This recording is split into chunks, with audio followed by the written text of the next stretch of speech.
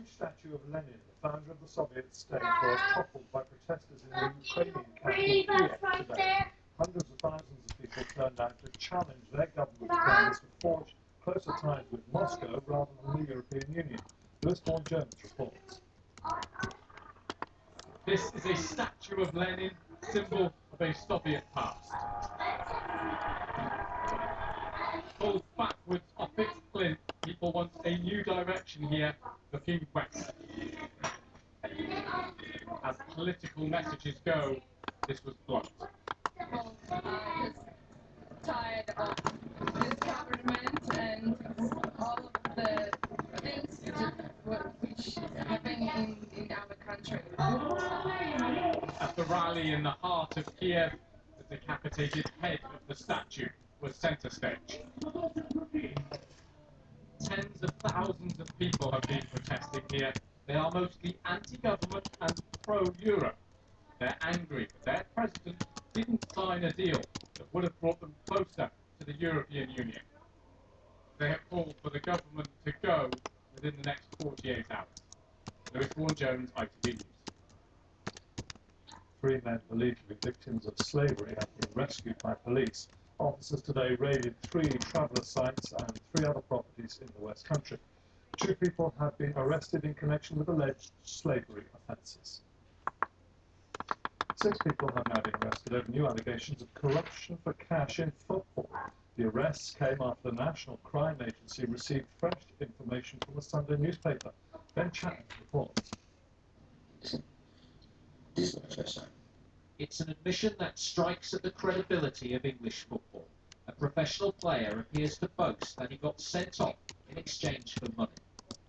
The Sun on Sunday claims he's referring to this championship game when he punched an opponent twice in the groin. The paper also claims he took £12,000 from an undercover reporter to arrange for another player to get a yellow card. In a third video, an Oldham Athletic player, Christian Montano, appears to explain how he tried to get booked during a match for cash.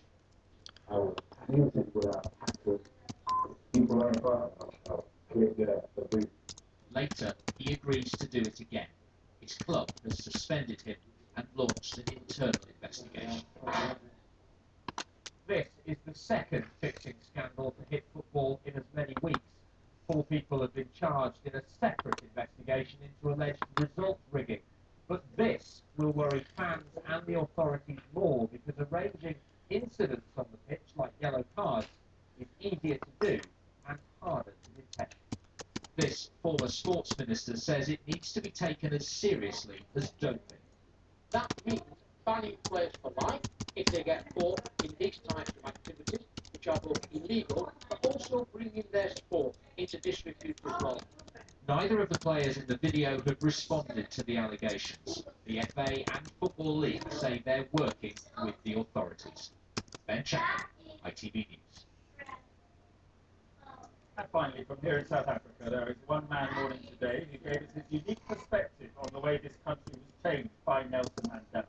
I've been talking to Pik Botha, once a leading member of the apartheid regime. He then played a part securing Mr. Mandela's freedom before becoming a minister in his government. Pik Botha was part of the apartheid regime that locked up Nelson Mandela. He then helped negotiate his release and eventually became a great friend. It's sad. Sad situation, but only for that. There is a great consolation. That I couldn't. I'm grateful that I am able to work with him. And I love him. Is he a great man? Incalculable talent. Not only for South Africa, but I think for the whole world. I think leaders all over the world, whether they're American or British or German or Chinese or Russian, all ran for Mandela. Here was a person who spent 27 years in prison. He came out there eventually and governed this country as if he never spent a day in prison. So do you think South Africa can cope without Mandela? His legacy lives, it exists. It's for us to sustain it. Not for that.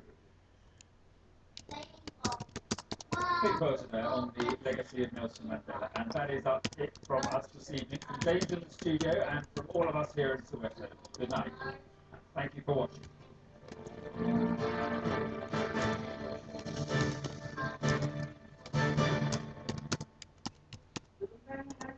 There's a huge show in here in Oxford State. Drop down and give me 20. 7C proudly sponsors the ITV National Weather. Hello, good evening. Over the next few days, there'll be plenty of wet and windy weather in the northwest, but generally settled conditions elsewhere. Now, tonight, with clouds and outbreaks of rain for northern parts, especially so western Scotland there, remaining windy too. Further south, very benign clouds and clear spots, leading to 1 or 2 patches of frost and fog. Into our Monday morning rain, starting with Scotland as well as Northern Ireland, cloudy with some outbreaks of drizzle out to the west. And looking at temperatures in Aberdeenshire, the best of the sunshine, 13. That's 55 in Fahrenheit, and a good 6 or 7 degrees above the norms. So coming further southwards all the while, and here it's cloudy in Wales as well as the southwest. A lot of sunshine around, a high of 11 degrees. Good night. 7C proudly sponsors the ITV National Weather.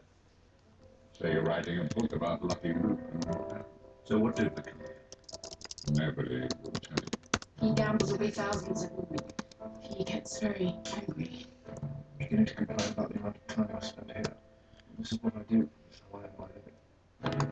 Lucky is engaged in a struggle for the future of his life. Consequences of defeat are unthinkable.